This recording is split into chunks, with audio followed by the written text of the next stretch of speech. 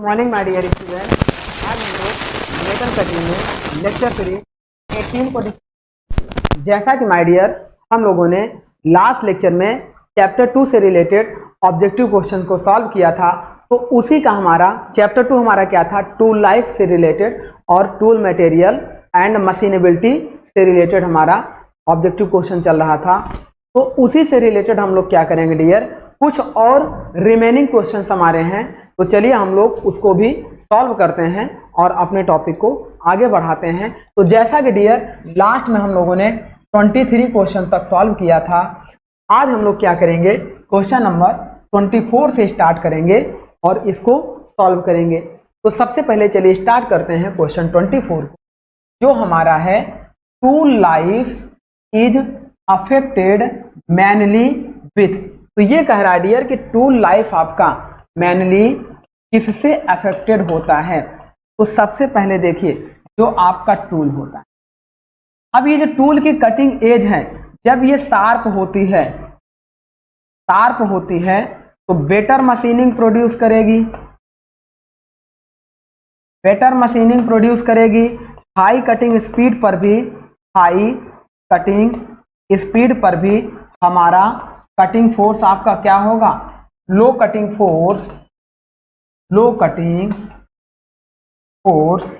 And power consumption होगा, low cutting force and power consumption होगा। तो अब देखिए जैसे जैसे यह एज घिसकर ये टूट कर क्या होगी, डल होना शुरू होगी, तो उस समय क्या होगा, कटिंग फोर्स भी बढ़ेगा, पावर कंजप्शन भी बढ़ेगा। तो वही हमारी क्या हो जाएगी, जब ये डल होकर ज़्यादा डल हो जाएगी तो दोबारा हम इसे क्या करेंगे, रीग्राइंड करेंगे, फिर इसे यूज करेंगे, फिर डल होगा तो फिर से रीग्राइंड करेंगे और फिर इसे यूज करेंगे। तो दो सक्सेसिव रीग्राइंड के बीच के टाइम को ही हम लोग टूल लाइफ बोलते हैं। अब यह क्या होगा, देखिए अब यह जल्दी जल्दी कब घिसेगा, मान लीजिए देखिए सबसे ज़्यादा क्या होता है, जो कटिंग स्पीड, अगर कटिंग स्पीड सपोज करिए 10 मीटर पर मिनट हम लोग ले रहे थे, तो वह टूल 20 घंटे चल रहा था, रेस्टिंग टाइम को छोड़कर 20 घंटे मशीनिंग कर रहा था।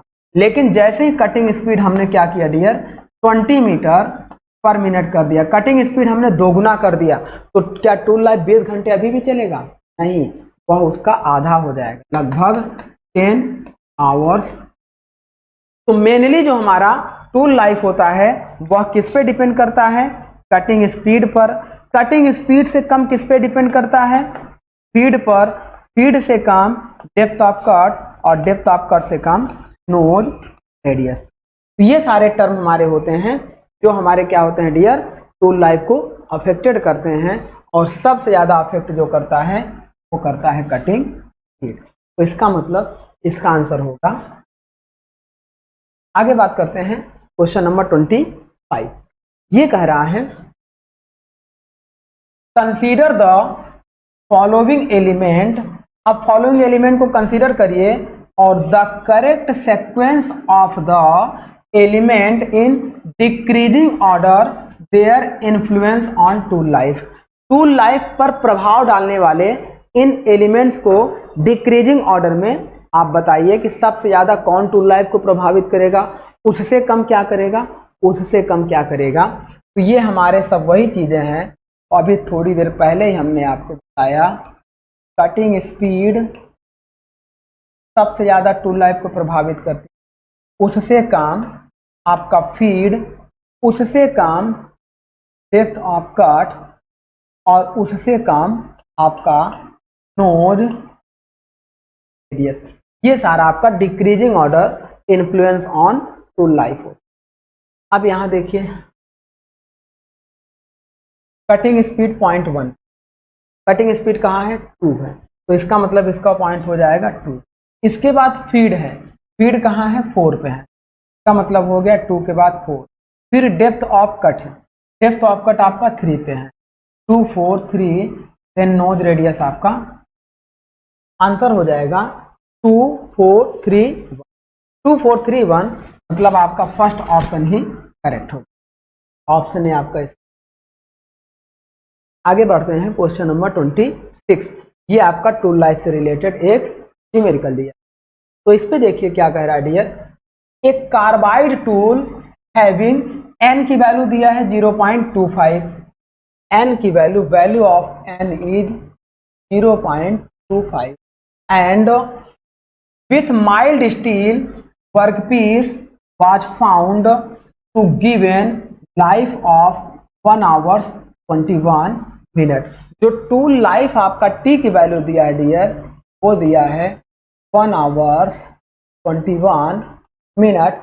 टोटल देखेंगे 1 आवर्स में 60 मिनट होते हैं प्लस 21, टूल लाइफ आपका हो गया 81 मिनट, 81 मिनट आपका हो गया।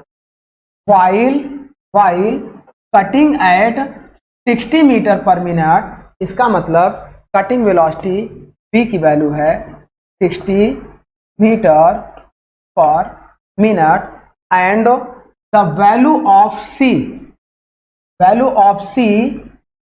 Tailors tool life equation. हमें क्या करना है, find the value of c की वैल्यू हमें याद करना है टेलर्स टू लाइफ इक्वेशन के अकॉर्डिंग। चलिए c की वैल्यू हम लोग फाइंड कर लेते हैं। तो सबसे पहले देखिए डियर, इसे सॉल्व करते हैं। तो हमें c की वैल्यू निकालने के लिए देखिए v की वैल्यू कितना दिया है 60 metre per minute, into t की वैल्यू कितना दिया है 81 मिनट, इंटू n की वैल्यू है 0.25। अब पॉइंट हटाएंगे तो ये हो जाएगा c is equal to 60 into 81 का पावर ये 25 अपॉन 100 हो जाएगा। दैट मीन्स 60 इंटू 81 की पावर ये हो जाएगा 1/4। देन इसको और सॉल्व करेंगे तो 60 इंटू, देखिए अगर यहाँ हम 3 की पावर में 4 लिख दें तो यह 81 के बराबर में होगा, इंटू 1/4 आपका ऑलरेडी था, तो 4 से 4 कैंसिल आउट हो जाएगा, ये बचेगा 3 की पावर 1 में। दैट मीन्स इसका आंसर होगा 60 इंटू 3 मतलब 1। आपका जो c की वैल्यू आएगी डियर कितना आएगा 1। दैट मीन्स ऑप्शन क्या होगा बी करेक्ट होगा। तो इस तरीके से हम लोग इसे सॉल्व करें। देन नेक्स्ट क्वेश्चन कह रहा है tool life of 10 hours is obtained when cutting with single point cutting tool at 60 metre per minute. Tool life जो हमारी क्या है डियर, वो 10 आवर्स अचीव हो रही है जब cutting velocity 63 metre per minute हम लोग यूज कर रहे हैं। Cutting velocity 63 metre per minute use कर रहे हैं। अब ये कह रहा है if Taylor's constant c is equal to 257.35, if c is equal to 257.35, then tool life on doubling, यदि हम टूल लाइफ को डबल कर दें, यदि c की वैल्यू इतना हो, यदि टूल लाइफ पहले t1 बराबर t ले लें और t2 बराबर हम लोग क्या कर दें 2t कर दें, डबल कर दें, तो द वेलोसिटी विल बी, जो कटिंग वेलोसिटी है हमारी, यदि v1 बराबर v था, v2 बराबर हमारा। अब चलिए हम इसको सॉल्व करते हैं। तो यहाँ देखिए डियर हमारा क्या था, ये जो टेलर्स टूल लाइफ आपका दिया था इससे मतलब नहीं। यहाँ देखिए क्या कह रहा है, यदि c की वैल्यू 257.35 हो और t1 बराबर t ले लें और t2 बराबर 2t, यानी कि टेलर्स टू लाइफ 2 टाइम्स कर, यदि टेलर्स टू लाइफ डबल कर दें तो हमारा द वेलोसिटी विल बी, हम ये जानते हैं vt की power n is equal to c, ये हम जानते हैं। तो यहाँ से क्या करेंगे डियर, v1 इंटू t1 के power n is equal to c, अब बराबर v2 into t2 power n, तो ये हमारा हो जाएगा। अब इसके लिए देखिए हम लोग क्या निकालते थे, v1 अपॉन v2, हमें क्या निकालना है, v1 upon v2 is equal to t2 upon t1 की पावर n। यहाँ से हमें v2 निकालना है, v1 बराबर v है तो v2, V2 निकालना है। चलिए V2 इज इक्वल टू हमारा ये पलट जाएगा, यहाँ से हो जाएगा V1 into T1 upon T2 के पावर 1/। अब यहाँ से हम लोग जब क्या करेंगे, n की वैल्यू हमें फाइंड करना है, तो n की वैल्यू हम लोग इस इक्वेशन से फाइंड कर लेंगे। यहाँ से Vt के power n is equal to t है, v की वैल्यू कितना है 63 इंटू t की वैल्यू कितना है 10 के power n is equal to c की वैल्यू कितने हैं 257.35।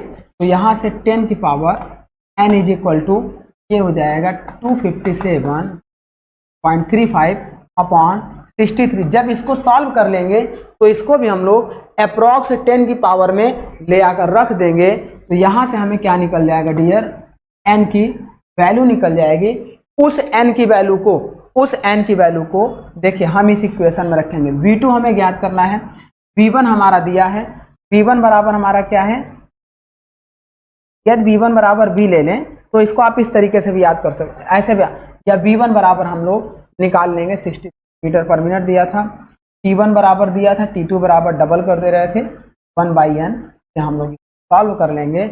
इसे सॉल्व करने पे अप्रॉक्स इसकी वैल्यू 25.7 मिनट। आगे बढ़ते हैं, क्वेश्चन नंबर 28 कह रहा है, in a tool life test doubling the cutting speed reduce the tool life 1/8 the original the Taylor's tool life index. यहाँ पे कह रहा है डियर, यदि हम टूल लाइफ में डबलिंग द कटिंग स्पीड, यदि V1 बराबर V ले लें और V2 बराबर 2V डबल कर दें तो हमारा क्या हो जाएगा, reduce the tool life of 1/8 of original. जो पहले टूल लाइफ आपकी T1 बराबर T था तो T2 बराबर क्या हो जाएगा T/8 हो गया, 1/8 आपका रिड्यूस हो गया। Then Taylor's tool life index की वैल्यू n की वैल्यू ज्ञात करनी। हम ये जानते हैं V1 इंटू V1 T1 के power n equal to V2 T2 के पावर n। यहाँ से हम लोग V1 upon V2 is equal to T2 upon T1 के पावर n कर देंगे। तो V1 की वैल्यू कितना है V है और V2 की वैल्यू 2V है। अच्छा, इसको पलट भी सकते हैं हम लोग, चलिए पहले ऐसे ही निकाल लेते हैं। V1 की वैल्यू है V अपॉन V2 की वैल्यू है 2V is equal to T2 की वैल्यू है T/8 इंटू T1 की वैल्यू है T के पावर में n। V से V कैंसिल आउट होगा, T से T होगा, 1/2 ये हमारा आएगा 1/2 इज इक्वल टू 1/8 के पावर में n। अब क्या करेंगे, इसको हम लोग पलट देंगे तो 2 इज इक्वल टू 8 की पावर में 1/n कर सकते हैं। तो ये हमारा क्या होगा, देखिए 2। अच्छा, इसको हम लोग ऐसा भी कर सकते हैं, 1/2 की पावर में n इज इक्वल टू 1/8 के पावर में n बाई, ये हमारा किसका क्यूब है, देखिए 1/2 का क्यूब करेंगे ये हमारा हो जाएगा, ये लगभग हो जाएगा, सॉरी 1/8 था तो 1/2 की पावर में 3n हो जाएगा। अब यहाँ से देखिए 3n इज इक्वल टू 1, जब 1/2 इधर भी है 1/2 इधर भी है तो बेस सेम है, ये वैल्यू बराबर हो जाएगी। 3n is equal to 1, that means n बराबर 1/3 हो जाएगा। 1/3 का मतलब डी ऑप्शन आपका। तो इस तरीके से इसको हम लोग सॉल्व कर लें। देन क्वेश्चन नंबर 29 की बात करते हैं। 29 कह रहा है, in a machining operation doubling the cutting speed, जब हम कटिंग स्पीड को डबल कर लें तब V1 is equal to V था तो V2 इज इक्वल टू हम लोग क्या कर दें 2V कर दें, कटिंग स्पीड को डबल कर दें। Then reduce the tool life of 1/16, यदि टूल लाइफ हमारी T1 बराबर T था तो T2 is equal to T/16 हो जाए। उस समय क्या है, the exponent n in Taylor's tool life is this equation के अकॉर्डिंग n की वैल्यू क्या है? P1 T1 के power n, P2 power n हो जाएगा। देन हम ये जानते हैं V1 अपॉन P2, क्या हम ऐसा कर सकते हैं P2 अपॉन P1, इसको इधर ले जाएं तो T1 अपॉन T2 के पावर में n। अब V2 की वैल्यू हमारी कितना है 2V है, अपॉन V1 की वैल्यू है V, थोड़ा आसान हो जाएगा सॉल्व करना। T1 की वैल्यू हमारी कितनी है T है, T1 is equal to T upon T2 की वैल्यू T/16 है, T/16 तो 16 ऊपर चला जाएगा पावर के n, ये V से V कैंसिल आउट हो गया। 2 इज इक्वल टू देखें 16 ऊपर चला गया, T से T कट गया, ये ऐसा होगा 16T अपॉन T के पावर में, T से T कैंसिल आउट हो गया। दैट मीन्स 2 के पावर में n इज इक्वल टू 16 के पावर में n था, तो ये हो जाएगा 2 का पावर 4 n, ये हमारा इस तरीके से हो जाएगा। देन हम ये देखें बेस समान है 4n equal to n, that means n is equal to,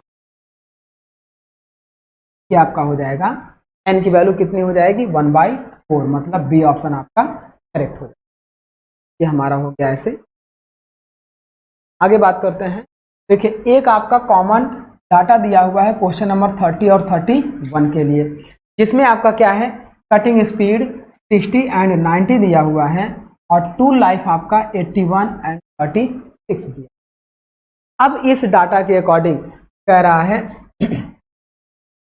in a machining experiment tool life was found to vary with the cutting speed in the following manners.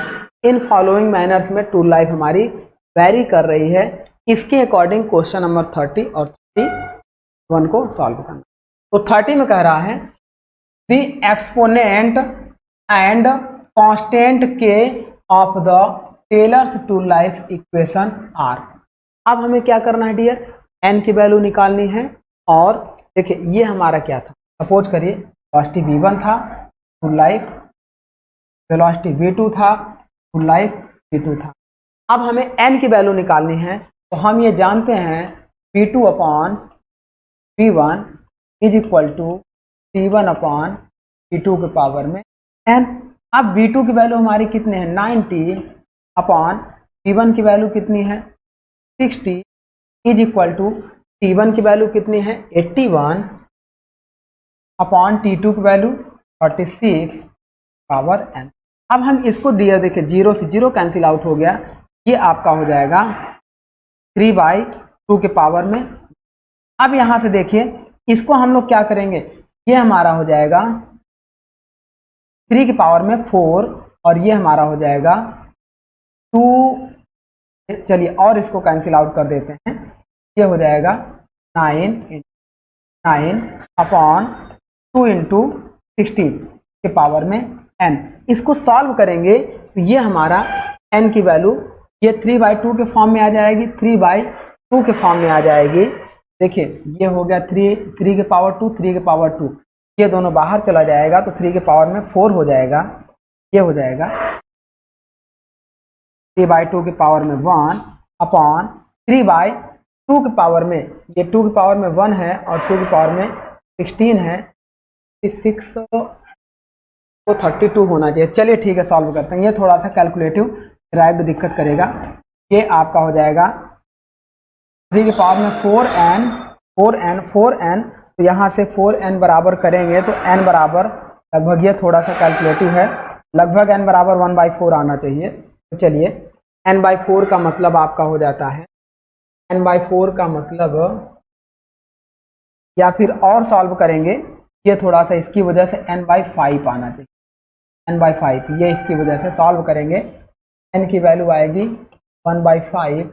इसका मतलब क्या होगा 1/5 को जब सॉल्व करेंगे क्या आएगा 0.0, दैट मीन्स n की वैल्यू अप्रॉक्स 0.5 के पास में। और दूसरा हमारा क्या कह रहा है n and constant c।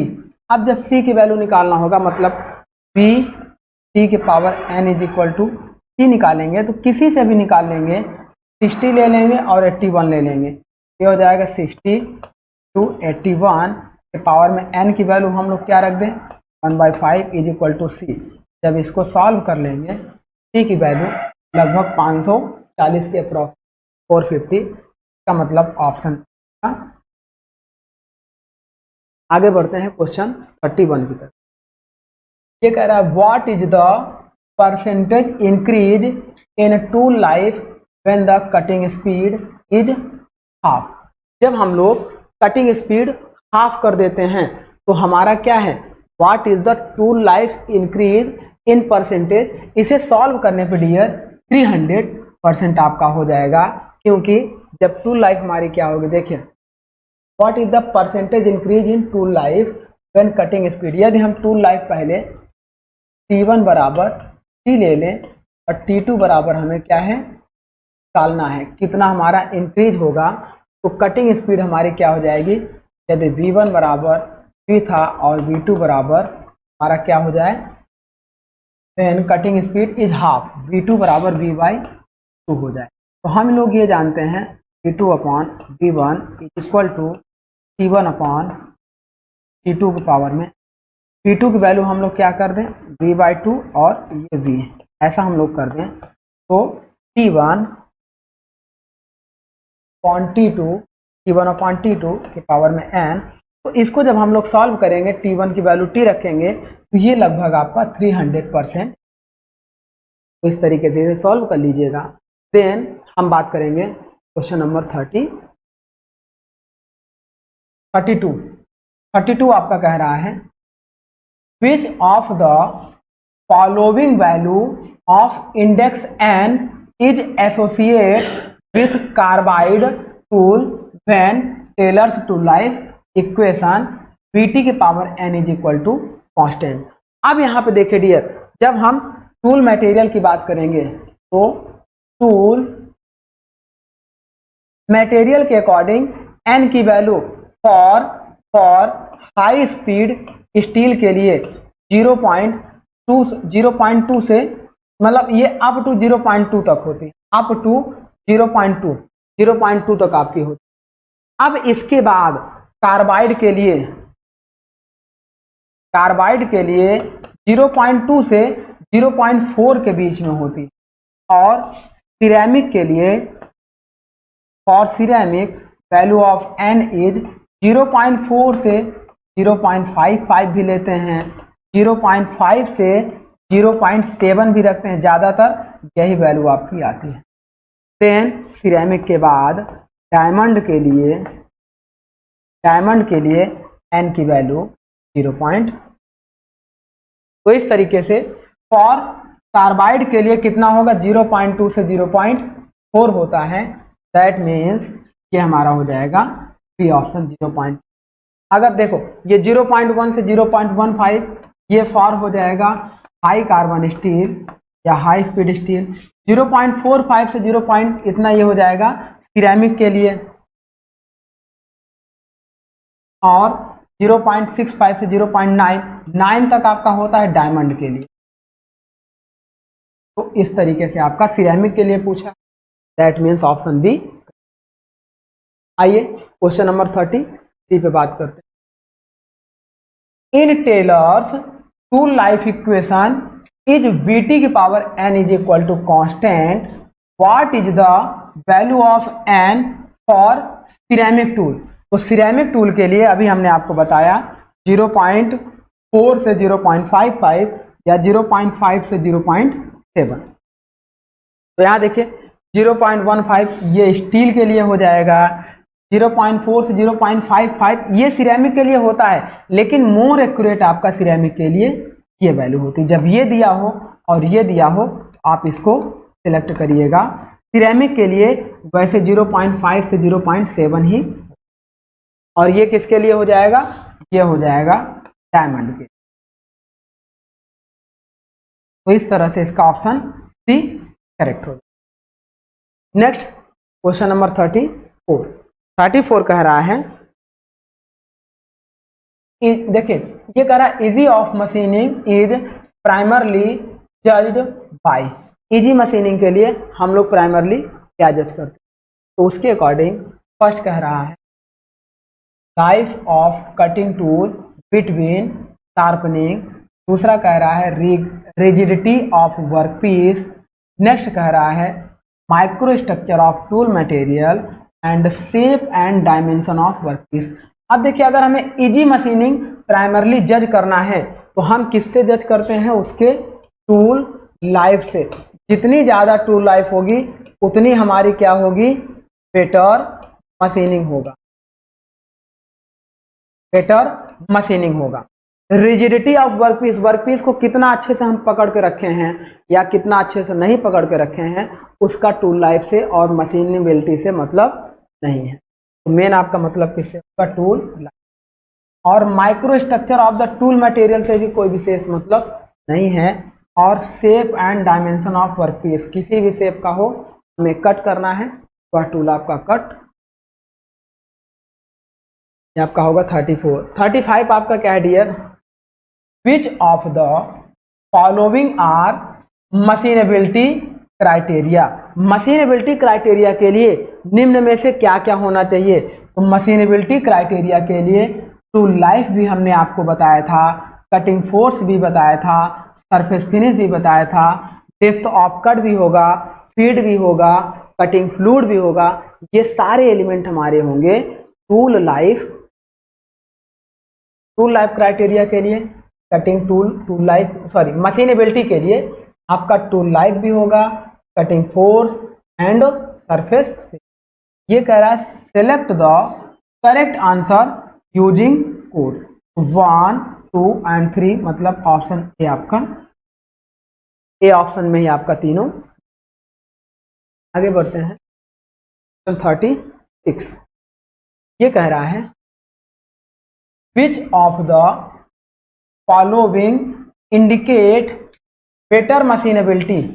Better machinability के लिए हम लोगों को क्या इंडिकेशन करता है, तो बेटर मशीनेबिलिटी के लिए देखिए पहला कह रहा है स्मॉलर शियर एंगल। अगर शियर एंगल स्मॉल होगा ये, तो यहाँ पे कटिंग फोर्स ज़्यादा कटिंग फोर्स आपका कम लगेगा, लेकिन डेप्थ ऑफ कट आपकी ज़्यादा लगेगी, जिससे चिप थिकनेस बढ़ जाएगी। अब यहाँ पे ये कह रहा है कि विच of the following indicate better machinability, तो आपका बेटर मशीनेबिलिटी के लिए क्या होता है, लार्ज शियर एंगल आपका होता है, कॉमा नेक्स्ट आपका है हायर कटिंग फोर्स। तो बेटर मशीनेबिलिटी के लिए डियर क्या होता है, हायर कटिंग फोर्स नहीं होता है, लोअर कटिंग फोर्स अगर हमें लगे, कटिंग फोर्स हमें कम लगाना पड़े, तब हमारा क्या होता है, बेटर मशीनेबिलिटी। नेक्स्ट कह रहा है लॉन्गर टूल लाइफ। तो टूल लाइफ जितनी ज़्यादा लॉन्ग होगी उतनी ही मशीनेबिलिटी हमारी क्या होगी, बेटर होगी। एंड नेक्स्ट कह रहा है better surface finish. Surface finish जितनी एक्यूरेट होगी, जितनी अच्छी होगी, उतनी ही अच्छी हमारी मशीनेबिलिटी होगी। और मशीनेबिलिटी हमने आपको बताया था, मशीनेबिलिटी इंडेक्स बराबर हमारा क्या था, any workpiece machining at given time upon standard workpiece like that steel. Steel को हम लोग गिवन टाइम में, गिवन टाइम मतलब 10 मिनट या 20 मिनट या 1 घंटे में हम उस स्टील की मशीनिंग करें, तो जितना मशीनिंग हमारा प्रॉपर्टी जाएगा, जितना मशीनिंग हमारा इफेक्टिवनेस आएगा, सेम उसी टाइम में हम अनदर मटेरियल की मशीनिंग करें तो उसी का रेशियो हमारा कहलाता है मशीनेबिलिटी। ये हमारा, चलिए क्वेश्चन नंबर 37 पे है the most important function of the cutting fluid is to. Cutting fluid का सबसे ज्यादा मोस्ट इंपॉर्टेंट फंक्शन क्या होता है। अब जब कटिंग फ्लूइड की बात हो रही है डियर, तो ये कटिंग फ्लूइड आपका क्या होता है, ये वर्कपीस हो गया। अब यहाँ पे देखिए, जब यहाँ पे हीट ज़्यादा जनरेट होगी, कटिंग फ्लूइड को यूज करेंगे, मतलब हीट को डिसिपिएट करना। ये क्या करेगा, हीट डिसिपिएट करेगा। और दूसरा आपका क्या होगा, चिप इधर जाएगी तो चिप और टूल के बीच में फ्रैक्शन को रिड्यूस करेगा, रिड्यूस फ्रैक्शन, फ्रैक्शन रिड्यूस करेगा, कटिंग फोर्स को भी रिड्यूस करेगा, रिड्यूस कटिंग फोर्स, तो टूल लाइफ हमारी बढ़ जाएगी, कटिंग वेलोसिटी भी इंक्रीज करेगी, चिप आसानी से स्लाइड होगी। ये हमारा क्या होता है, most important function of cutting fluid. पहला आपका क्या होगा, प्रोवाइड द लुब्रिकेंट, दूसरा है cool the tool and workpiece. तो मोस्ट इंपॉर्टेंट तो ये होगा कि टेम्परेचर को कम करे, उसके बाद फ्रिक्शन को कम करेगा और चिप को अपने साथ ले जाएगा। देखिए pass away the chip, chip को अपने साथ ले जाएगा, लेकिन इसका सबसे ज्यादा वर्क क्या होता है, इसके बीच के टेम्परेचर को इम्प्रूव सरफेस फिनिश, ये सब सेकेंडरी पर्पज होते हैं कटिंग फ्लूइड को यूज। और जब यूज करने का मेथड हमने आपको बताया था, तो 3 मेथड से हम लोग इसे यूज करते हैं, mixed application, jet application and float application. Mixed application से हम लोग इसको यूज करते हैं कटिंग फ्लूइड को, जेट एप्लीकेशन से यूज करते हैं, और हम लोग टिप एप्लीकेशन मतलब फ्लोट एप्लीकेशन से यूज करते हैं। मिक्स्ड एप्लीकेशन में हम लोग क्या करते हैं, गैसियस फॉर्म यूज करते हैं, गैसियस फॉर्म यूज करते हैं जिससे ज़्यादा सरफेस एरिया कवर हो और ज़्यादा अंदर तक पेनिट्रेट कर सके। जेट एप्लीकेशन में क्या करते हैं, जैसे हम लोग सेविंग की दुकानों पे जाते हैं तो जो हमारा लिक्विड भर के पिचकारी से वाटर को छोटे छोटे ड्रॉप में तोड़ देता है, जिससे कम वाटर ही ज़्यादा सरफेस एरिया को कवर कर सके, वो होता है जेट एप्लीकेशन। और फ्लोट एप्लीकेशन मतलब तैरना, मतलब लिक्विड को हम लोग क्या करते हैं, नोजल के थ्रू इसके ऊपर फ्लो कराते हैं। ये 3 हमारे मेथड होते हैं। और मैंने टाइप्स ऑफ कटिंग फ्लूइड भी बताया है, मिनरल ऑयल, और आपके हमने बताया है ईपी एडिटिव, फिर और आपके बताया केरोसिन, ये सब मैंने आपको बता रखा। देन 38 कह रहा है, dear dry and compressed air is used as cutting fluid for machining. तो अब यहाँ पे देखिए, जब हम कास्ट आयरन की मशीनिंग करते थे, कास्ट आयरन की मशीनिंग करते थे, तो कास्ट आयरन क्या है आपका, इसके साथ कटिंग फ्लूइड के साथ रिएक्ट करके आपका ऑक्साइड की लेयर बनाने लगेगा।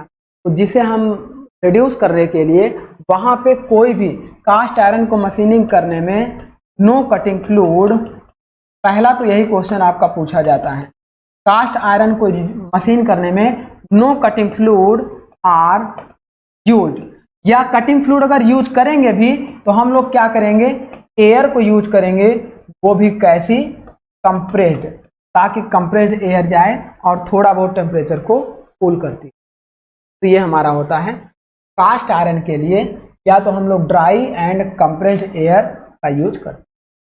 आइए क्वेश्चन नंबर 39 पे बात करते हैं। ये कह रहा है the cutting fluid mostly used for machining of steel. अच्छा, स्टील की मशीनिंग के लिए हम लोग सलूबल ऑयल मतलब मिनरल ऑयल का यूज करते हैं। तो स्टील के लिए ये चीज़ आपको याद रखनी है, वाटर नहीं यूज करेंगे क्योंकि वाटर रिएक्ट करके ऑक्साइड बनाएगा। हैवी ऑयल भी नहीं यूज करेंगे, केवल सलूबल ऑयल हम लोग। क्वेश्चन नंबर 40 देखिए, ये कह रहा है the cutting fluid mostly used for machining alloy steel. यहाँ देखिए, जब क्या है यूज्ड फॉर स्टील की बात करेगा तो केवल स्टील के लिए सोलूबल ऑयल का यूज करते हैं, और जब एलॉय स्टील की बात करेगा तो सल्फराइज्ड मिनरल ऑयल का यूज, सल्फराइज्ड मिनरल ऑयल का यूज करते हैं जब एलॉय स्टील होगा, और जब केवल स्टील होगा तो सोलूबल। अब question 40, the value of surface roughness H, surface roughness को H से डिनोट कर दिया।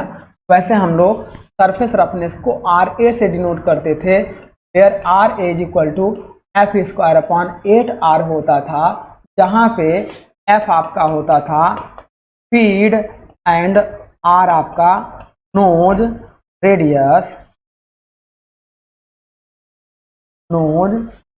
होता।